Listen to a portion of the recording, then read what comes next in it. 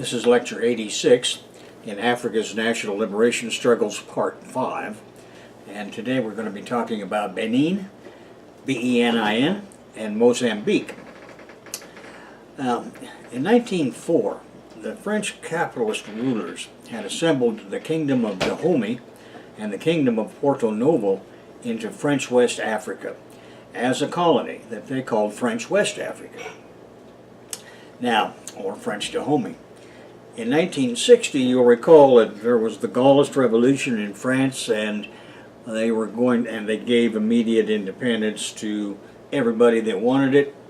And so that happened in the Republic of Benin, which is what it called itself now.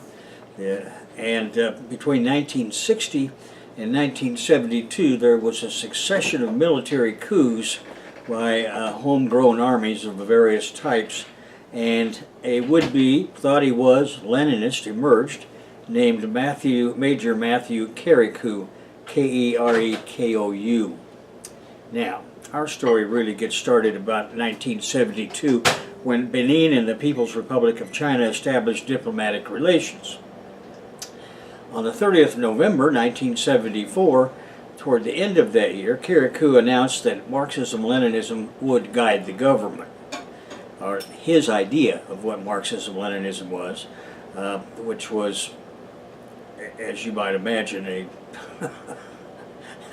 somewhat distorted view. These guys got the idea from Gamal Nasser and what he'd gotten away with in Egypt, that you could just seize power and create a party and put a name on it, and that was good enough. Well, anyway, in 1975, that is a few months later, the Republic of Dahomey changed its name officially to the People's Republic of Benin. And the People's Revolutionary Party of Benin, the PRPB, was created. Kerekou proceeded to nationalize oil and the banks.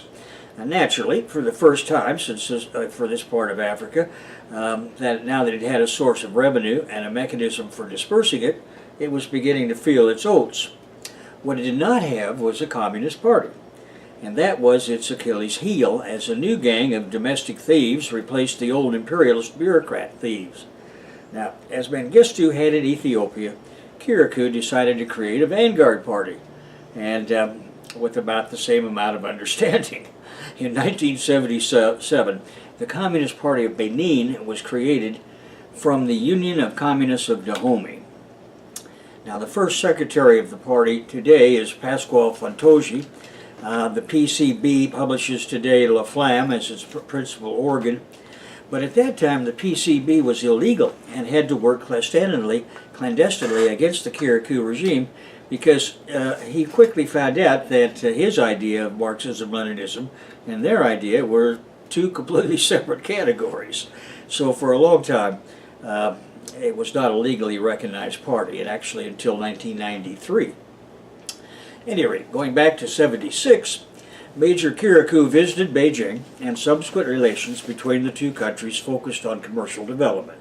And China assisted Benin in public works programs, including building a hospital in Lokosa and the Cotonou Friendship Stadium. That's the big city is called Cotonou.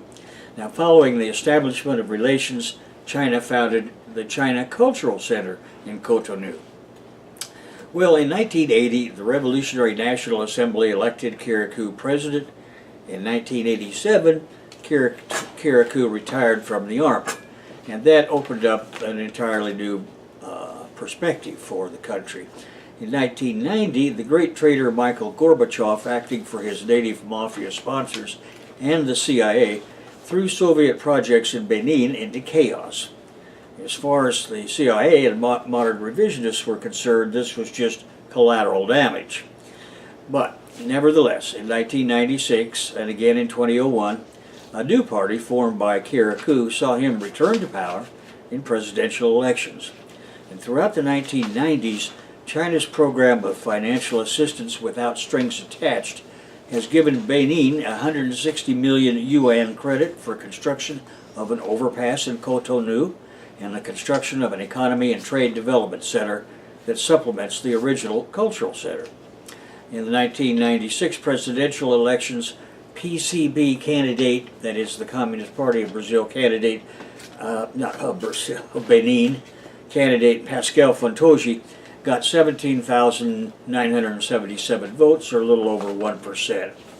In 1998, there was a division within that party, and a man named Magloire Yansunu was expelled. And the following year, 1999, Yansunu formed the Marxist Leninist Communist Party of Benin, and the PCMLB became the 112th political party to be registered in Benin. Now, in the 2000s, Benin was a major consumer of Chinese goods. By 2002, the total trade value of exchanges between the two countries was approximately 437 million US dollars. Benin exported about 17 million US dollars worth of goods to China and imported about 420 million US dollars worth of Chinese goods. In December 2002, Benin held its first municipal elections. In March 2003, National Assembly elections resulted in big losses for the CIA's main opposition party, and the other opposition parties joined the government coalition. In March of 2006, in a presidential election, where Kirikou had been barred from running for re-election by constitutional term limits, former West African Development Bank Director Yayi Boni won. Yayi Boni was inaugurated on the 6th of April of 2006. Now, in March of 2007, Benin National Assembly elections were held that gave Yayi's coalition the majority of seats. Now, this brings us to an interesting gentleman named Patrice Talon, T-A-L-O-N. The new president had a background in international banking, as we've seen, and naturally this meant he had a coterie of friends and associates in the business community. One of these friends was Patrice Talon. Talon had begun with packaging business in 1983, and that had taken him to packaging agricultural products for sale at home and abroad.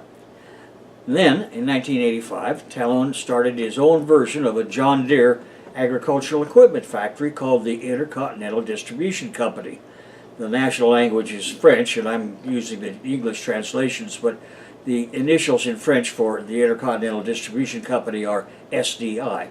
Now, this company provided cotton equipment to the cotton farming industry, and within a few years, his fellow caps were calling him their Cotton King.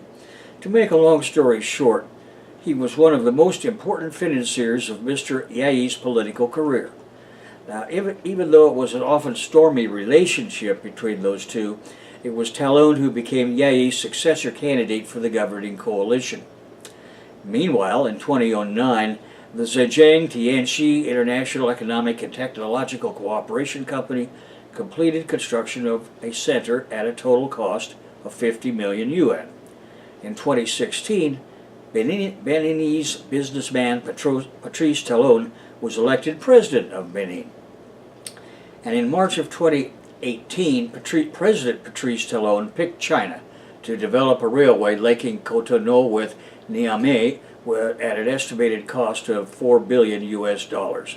President Patrice Talon has asked the local firm Petroline and the French giant Bolloré to withdraw from a major rail infrastructure project to make way for China to build and finance the railroad that links Benin to Niger. He said, a private investor cannot finance the railway we want alone. Talon said, assuring Petroline and Bolloré that they would be satisfied with the government's compensation of their exploratory costs.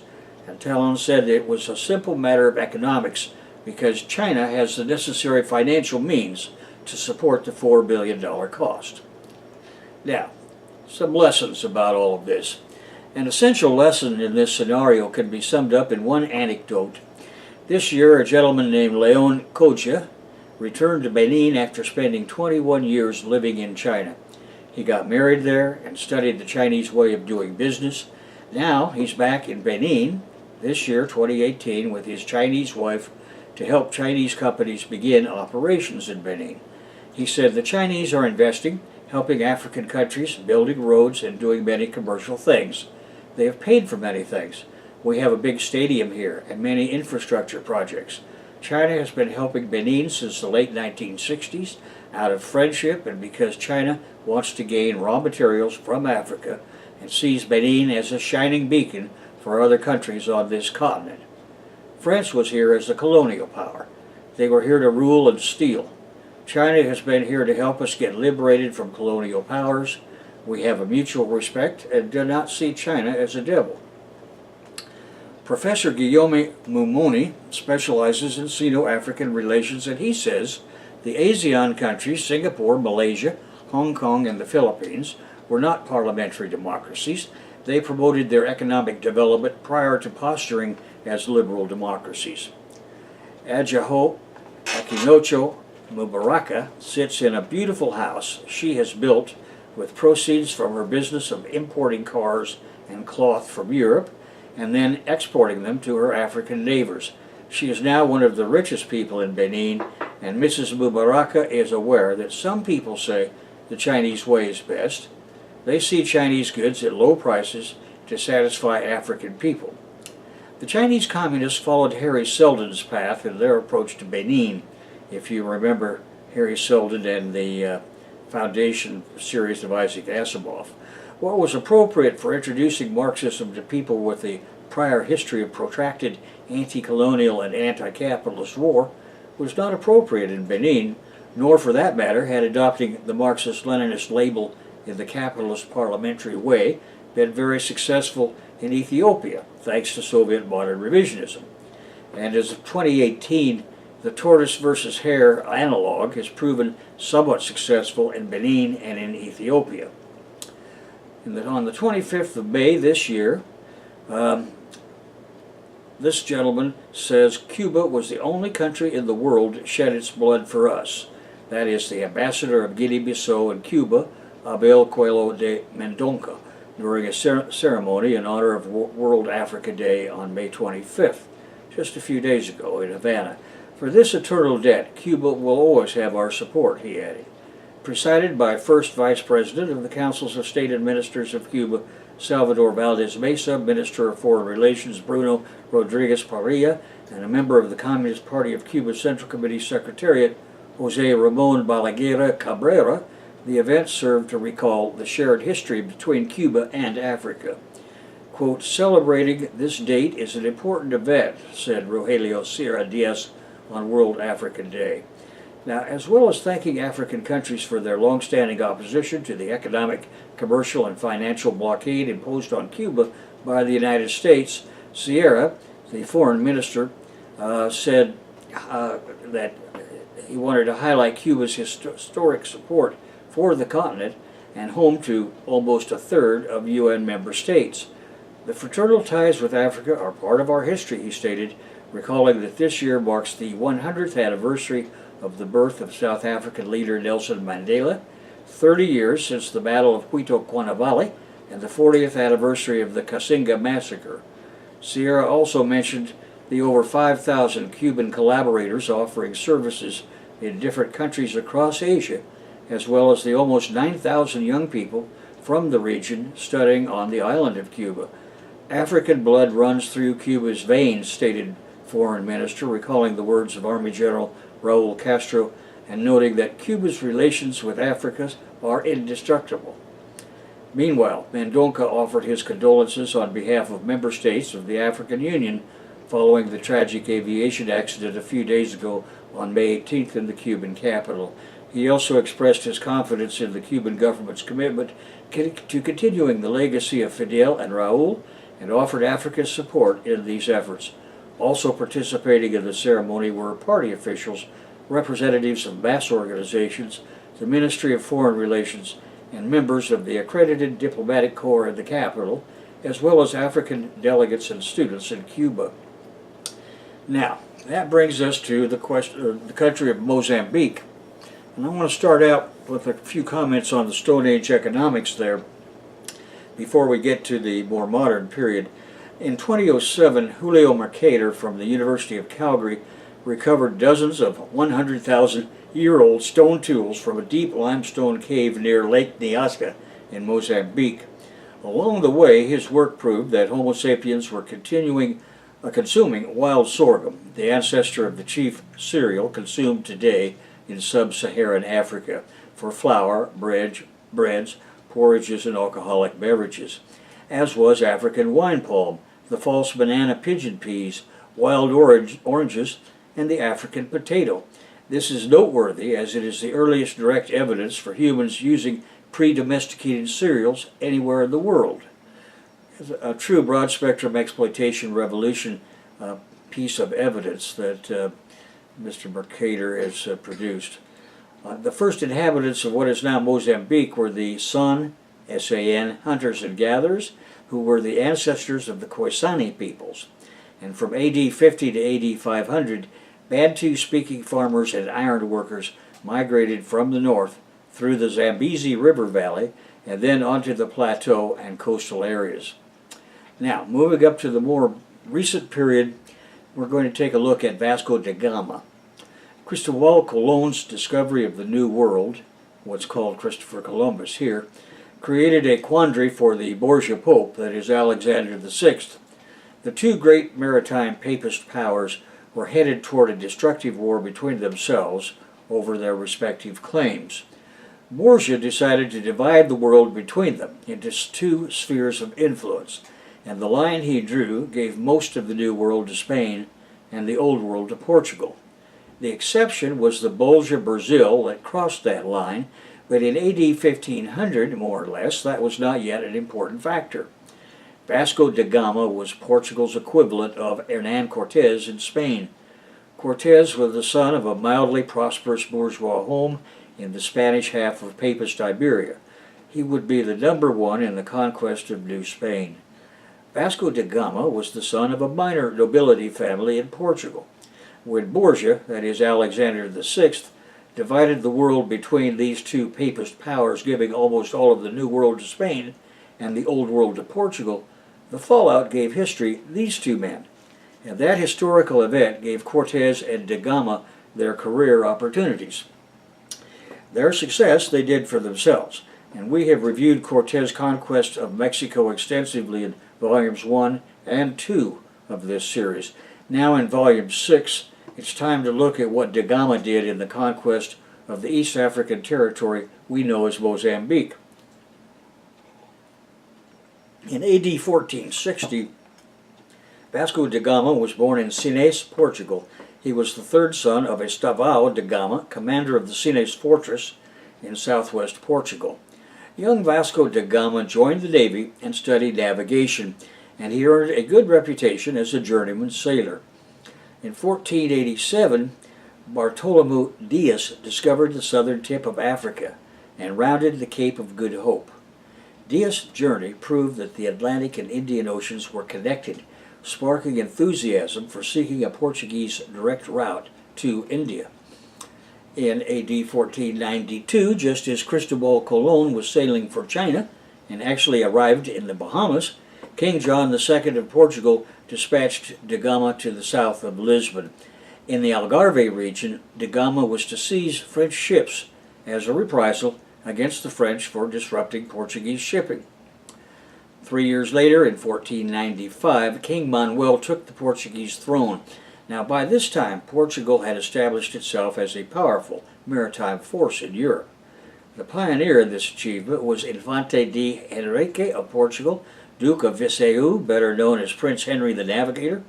Henry was the third child of the Portuguese King John I. Henry was responsible for the early development of Portuguese exploration and maritime trade with other continents through the systematic exploration of Western Africa, the islands of the Atlantic Ocean, and the search for new routes. Henry's base was in southern Portugal. There he assembled a team of map makers, geographers, and navigators, sending ships to explore the west coast of Africa and expand Portugal's trade. However, it was on the East African coast that da Gama performed journeyman service for Henry. In 1497, da Gama's success against the French led the king to choose him to lead the expedition to India. On July 8th of that year, 1497, da Gama captained a team of 4 vessels, including his flagship, the 200-ton St. Gabriel, to find a sailing route to India and the Far East. Now, naturally, da Gama began his adventure heading south along the west coast of Africa with the winds to his advantage. Soon he rounded the South African Cape of Good Hope, making his way up the east coast of Africa, from whence he planned to turn eastward into the Indian Ocean. And on the 8th of July, 1497, Vasco da Gama led a fleet of 4 main ships with a crew of 170 men from Lisbon. The navigators were among Portugal's most experienced, including Pero de Alenquer, Pedro Escobar, João de Coimbra, and Alfonso Goncalves. 2 of the vessels were newly built for the voyage. The others were a caravel and a supply boat. These 4 main ships were the São Gabriel, commanded by Vasco da Gama, and that was a multi-masted ship called a carrack that weighed 178 tons, and its dimensions were a length of 27 meters, a width of 8.5 meters, and a draft of 2.3 meters, and with sails of 372 square meters. The San Rafael, that was commanded by Vasco da Gama's brother, Paulo da Gama, was another carrack with similar dimensions to that of the foregoing São Gabriel, and the São Miguel was the smaller but faster and far more maneuverable caravel, commanded by Nicolau Coelho, and there was a storage ship of unknown name commanded by Goncalo Nunes, scuttled in Mossel Bay, South Africa. The expedition set sail from Lisbon following the known route along the coast of Africa via Tenerife and the Cape Verde Islands. After reaching the coast of present-day Sierra Leone, da Gama took a course south into the open ocean, crossing the equator and seeking the South Atlantic westerly winds that Bartolomeu Dias had discovered in 1487. On the 4th of November 1497, the expedition made landfall on the African coast. In barely more than 3 months, the ship had sailed over 6,000 miles of open ocean, which was the longest journey out of sight of land yet made by a Portuguese ship at that time. By 16 December 1497, the fleet had passed the Great Fish River on the eastern cape of South Africa, where Dias had turned back, and now sailed into waters previously unknown to Europeans. With Christmas pending, da Gama and his crew gave the coast they were passing the name Natal, N-A-T-A-L, that carried the connotation of birth of Christ in Portuguese. By January 1498, their fleet neared what is now Mozambique. In March of that year, 1498, scurvy forced da Gama's expedition to anchor for rest and repairs and food for nearly a month in the port of Mozambique. Now at that time, the port was an Islamic traders' city-state on the outskirts of the east coast of Africa. This was part of the Arab-controlled territory on the East African coast and an integral part of the network of trade in the Indian Ocean. Knowing of Muslim hostility to Christians, da Gama employed the typical pirate ruse of impersonation. He appeared as a Muslim, gaining an audience with the Sultan of Mozambique. But with the paltry trade goods he had to offer, the explorer was unable to provide a suitable gift to the ruler. The ruling Sultan was pissed off that da Gama particularly offered pathetically modest gifts. And nevertheless, Vasco da Gama was allowed to spend from the 2nd to the 29th of March of 1498 around Mozambique Island, because Arab intelligence wanted to learn as much about these guys as they could.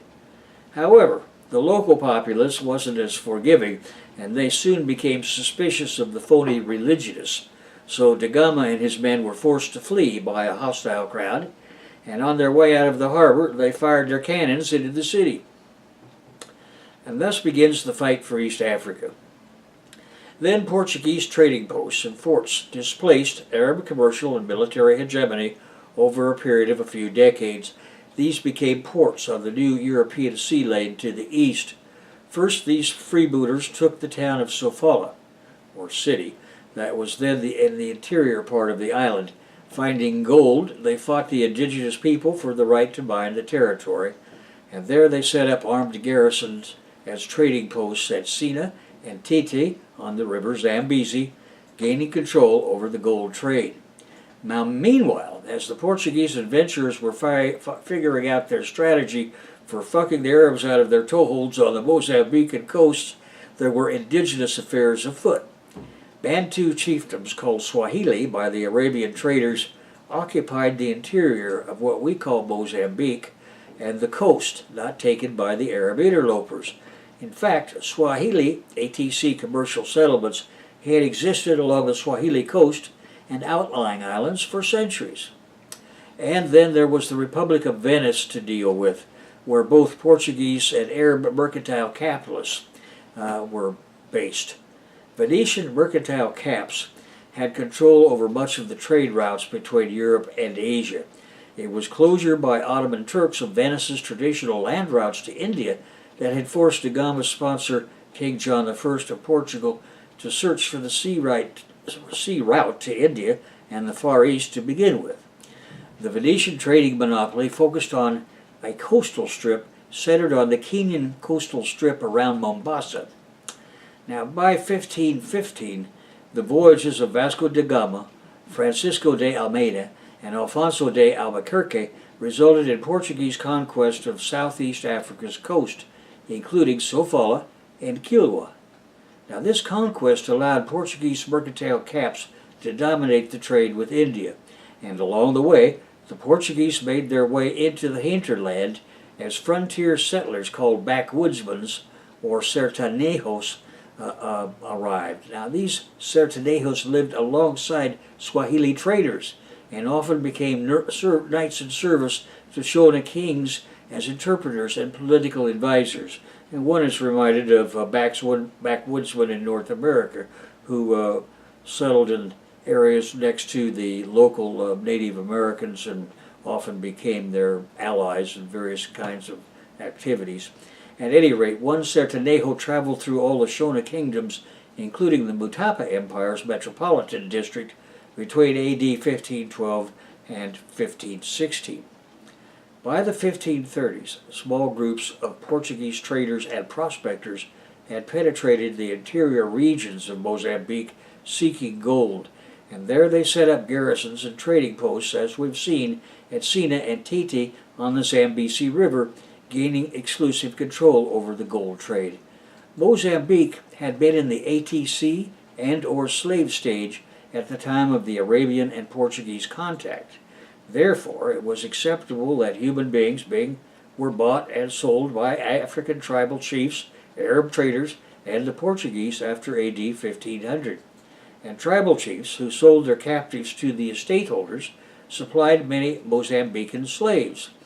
In 1565, the Portuguese began direct negotiation with the Mutapa Empire. Along the way, Portuguese spies recorded a wealth of information about the Mutapa Kingdom, as well as its predecessor, Great Zimbabwe. According to Swahili traders, whose accounts were recorded by João de Barros, Great Zimbabwe was an ancient capital city built of stones of marvelous size without the use of mortar. And while the site was not within Mutapa's borders, its noblemen and their wives lived there. And we're going to talk about Zimbabwe in the next lecture. But for now, to spread the cost of occupation, the Portuguese crown attempted the use of land-grant feudal estates called prazos, P-R-A-Z-O-S. Adventuring thugs, Ronin, and penniless Lisbon nobles could thereby legitimate their desired status through settlement and administration. While prazos were originally for these unlucky Portuguese, intermarriage had made them African. So such feudal estates were defended by large African armies called chikunda. It was in this way that Portuguese brought feudalism to East Africa.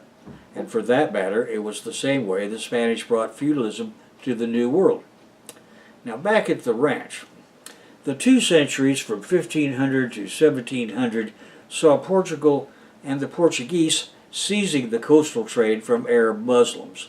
And then in 1698, with the Arab Muslim seizure of Portugal's key foothold at Fort Jesus, or Jesus, on Mombasa Island, now in Kenya, the pendulum began to swing in the other direction. Lisbon's mercantile caps devoted themselves to the more lucrative trade with India and the Far East, and to the colonization of Brazil. During these wars, the Mazrui and Omani Arabs had reclaimed much of the Indian Ocean trade, forcing the Portuguese to retreat south.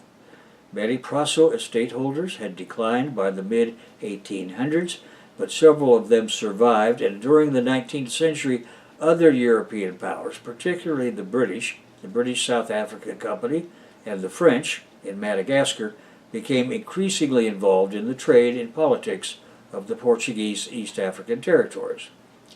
In the early 20th century, the Portuguese capitalists had shifted the administration of Mozambique to large private companies like the Mozambique Company, the Zambia Company, and the Niassa Company. These were controlled and financed by the British, which established railroad lines to their neighboring colonies in South Africa and Rhodesia, now called Zimbabwe. Now, these chartered companies had a forced labor program to supply cheap, forced African labor to the mines and plantations of the nearby British colonies and South Africa. Zambia Company was the most profitable of these chartered companies and had absorbed a number of smaller Praseiro holdings protected by military garrisons. The chartered companies used forced labor to construct the roads and ports to bring their goods to market, including a railroad linking present-day Zimbabwe with the Mozambican port of Beira. Dr. Salazar's Estado Novo fascist regime took control of Portuguese Empire's entire economy. The company's concessions were not automatically renewed when they ran out. Those that did stay, such as the Mozambique Company, paid Salazar well for the right to continue to operate in the agricultural and commercial sectors. Those that did not pay as well, such as the Niassa Company, were terminated. In 1951, the Portuguese overseas colonies in Africa were rebranded as the Overseas Provinces of Portugal. And this brings us to the Mozambique National Liberation War. The years 1961 to 1975 featured the Front for the Liberation of Mozambique, Frelimo, conducting a guerrilla war against Dr. Salazar's fascist rule. The wars in Angola, Guinea, and Mozambique were the end of the Iberian fascism of the Salazar variety. In classical People's War style, the Portuguese army had been reduced to controlling the population centers, while the guerrilla forces extended their power over the rural tribal areas in the north and west. 14 years of warfare culminated in the army's overthrow of the fascist regime in Lisbon in April 1974. Frelimo then took control of Mozambique. Within a year, most of the 250,000 Portuguese in Mozambique had left, and Mozambique became independent from Portugal on the 25th of June of 1975. The death of Francisco Franco in November of 75 left Salazar without the assistance he would have needed to overpower his own army that had been bleeding to death in his colonial wars. Now, so the CIA stepped in. In 1975, the U.S. CIA, Rhodesian intelligence, and fascist South African intelligence created the Mozambican National Resistance, or RENAMO. It launched a series of attacks on Mozambique's roads, railroads, schools, and health clinics. In 1984, Mozambique negotiated the Nkomati Accord with South Africa's P.W. Botha, in which Mozambique was to expel the African National Congress in exchange for South Africa stopping support of RENAMO. However, Botha caved in to the gringos, and the war continued. In 1986, Mozambican President Samora Machel died in a not-so-mysterious air crash in the South African territory. Machel was replaced by Joaquim Chissano as president, and in 1990, support for RENAMO for South Africa began to dry up. The first direct talks between the Frelimo government and RENAMO were thereafter held in November 1990. A new constitution was adopted as Mozambique suffered the fallout of the Gorbachev coup. On 4 October 1992, the Rome General Peace Accords negotiated by the community of St. Egidio with the support of the United Nations were signed in Rome between President Chissano and RENAMO leader Alfonso Da Gama. It took effect on 15 October 92, and a UN peacekeeping force, or ONU-MOZ, oversaw a 2-year transition. The last ONU-MOZ contingents departed in early 1995. In 94, Mozambique held elections, which were accepted by most parties. Frelimo won under Joaquim Chissano, and Renamo, which remained led by Vasco Da Gama, became the official opposition. In 1995, Mozambique joined the Commonwealth of Nations, becoming, at the time, the only member nation that had never been part of the British Empire. By mid-1995, over 1.7 million refugees who had sought asylum in neighboring countries had returned to Mozambique, part of the largest repatriation witnessed in sub-Saharan Africa, and an additional 4 million internally displaced persons had returned to their homes.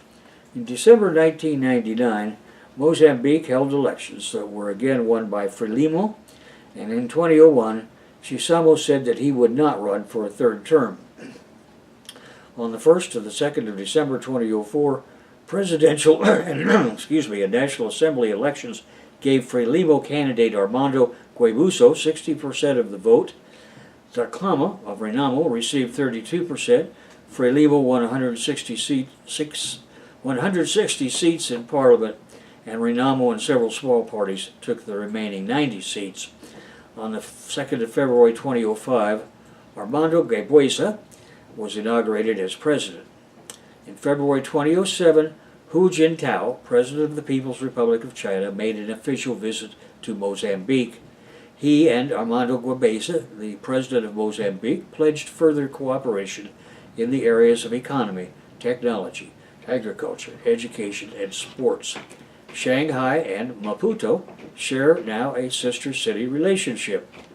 Returning Portuguese nationals liberated South Africa and China have all invested in the country.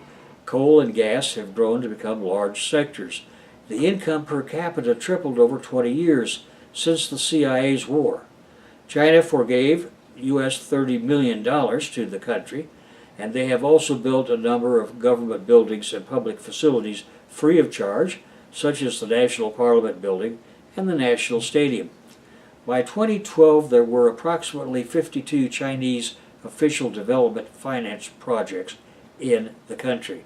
In 2018, the showcase for economic development on the African continent is Mozambique's evolving relationship with China. In contrast, the capitalist rulers of the imperialist countries are trying to screw $2.3 billion from Mozambique's government.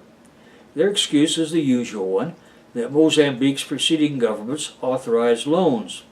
And as you know by now, criminal bankers and their subordinate bureaucrats typically arrange these as corrupt loans. The roughly $300 million the G14 cap group dispense annually to the Mozambican budget was being suspended until the debt crisis is sorted, meaning until they got paid. That very day, another much more celebratory press conference took place elsewhere in the capital.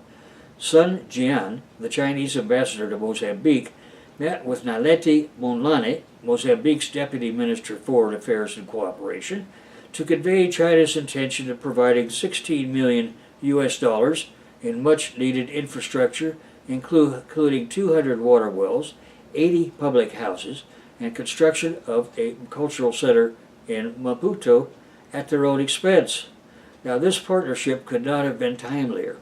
Sun Jian said, quote, "We want to increase aid to Mozambique as a way to help the country overcome this tough time, and that this country has been an example of one of the better performing economies in the region," unquote.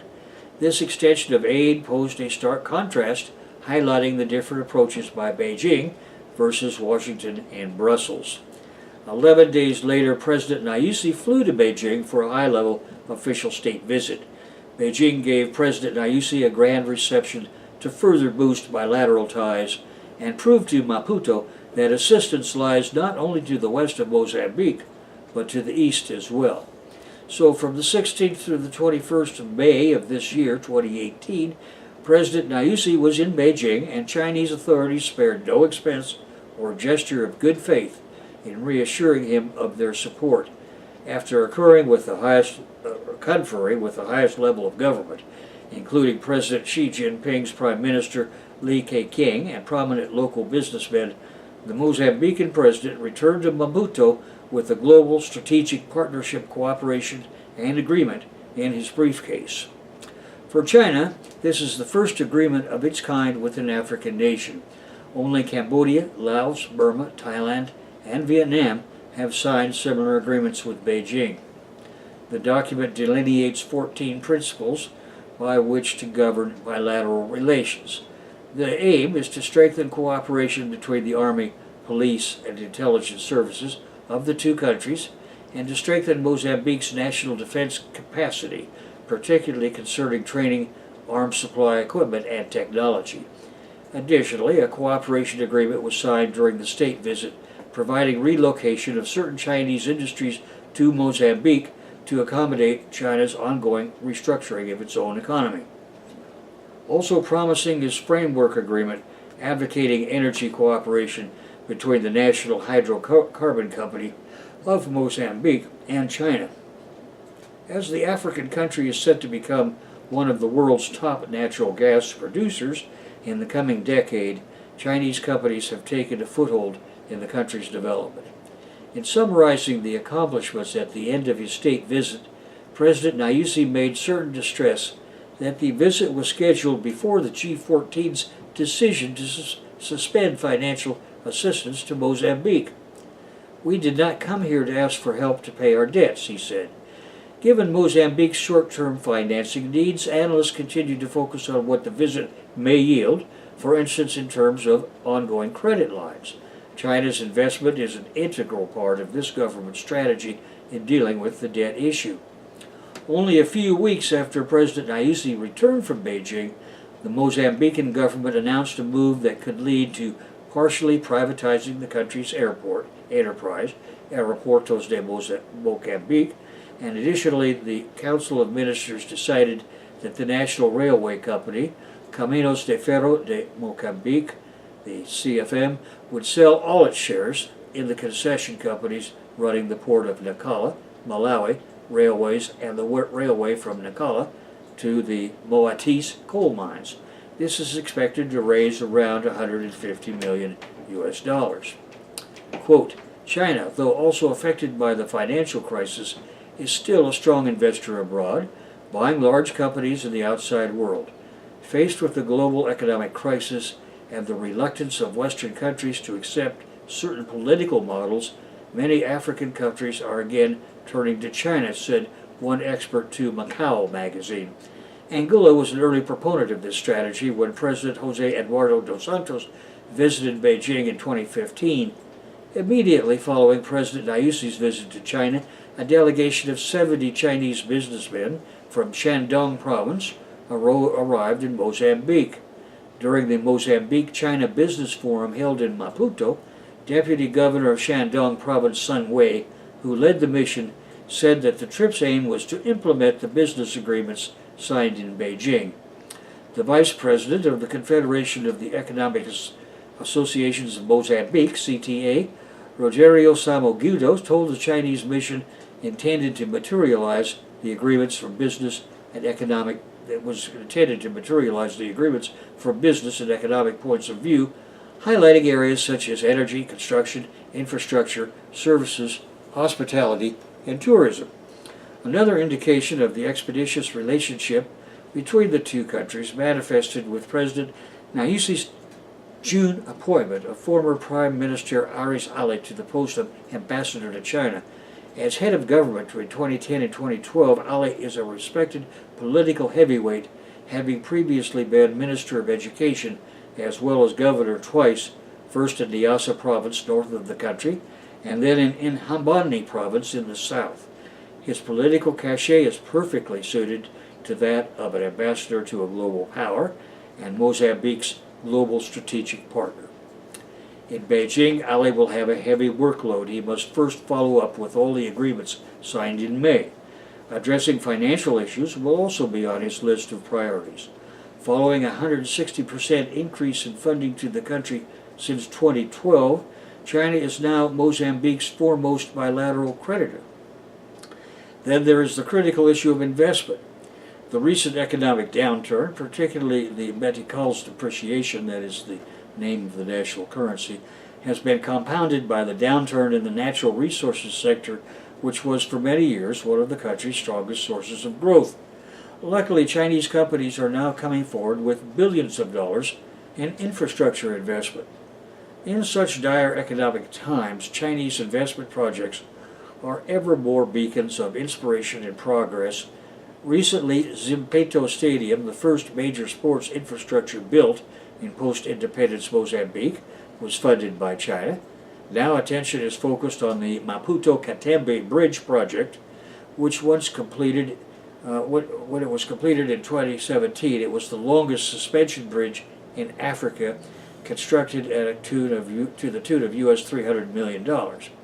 Construction also began on the new port at Beira, Mozambique's second largest city, by the China Harbor Engineering Company. CHEC, which is leading the project for the new port, and an infrastructure key to revitalizing the country's fishery industry. An overhaul of the entire production chain is in the works, including refrigeration and exporting processed products.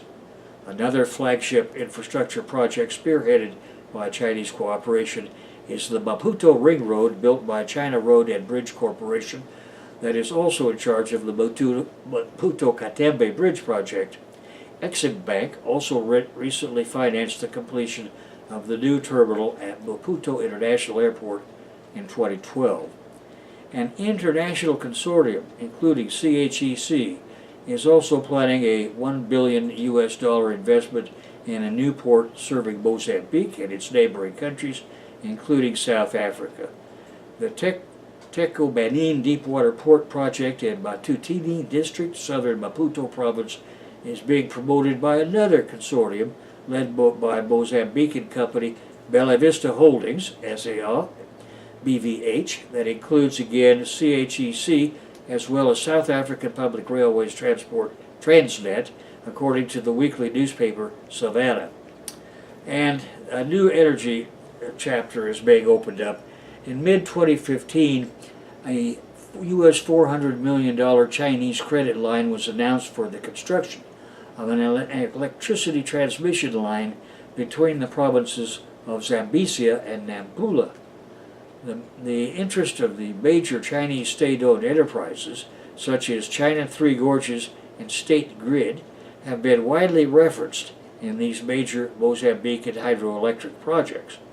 Development of the gas sector and related infrastructure is actually expected to take in the biggest investments in the coming years. Mozambique's vast natural gas resources comprise the country's most abundant source of wealth and are expected to provide the nation with a new, more prosperous stage in its history. Here, too, major Chinese enterprises are gaining a foothold. This past March, a US $6 billion investment was announced for the construction of a 2,600-kilometer pipeline. The China Petroleum Pipeline Bureau, part of the China National Petroleum Corporation Group, and a shareholder in the Rovuma offshore area, number 4, is in charge of the feasibility study. Once the investment decision is finalized, 70% of the funding is expected to come from Chinese financial institutions. This financing will be crucial, considering how much the debt crisis has impacted the country's access to international financing. At a time when many large Western banks and companies are giving Mozambique the cold shoulder, China is encouraging its companies to invest heavily, creating conditions for future development. According to an analysis by Africa Monitor Intelligence, that's a journal, more important than financial aid, Mozambican authorities endeavored to bring back moral support from Beijing. President Nyusi's welcome to the Great Hall of the People was certainly an alternative to the reception and support it has gotten from the West. It was also an international platform upon which Mozambique could save face and retain its respectability, which has often been undermined in recent statements made by other foreign partners. The agreements signed indicate that at least to the east, there is no shortage of confidence in Mozambique's future. And confidence, more than capital, is what Mozambique needs most at this time. And that brings us to a conclusion of this particular lecture. Next time we'll move on to Zimbabwe. And I think you can see a pattern developing here. The imperialist countries have lost out altogether, and Chinese socialism has won.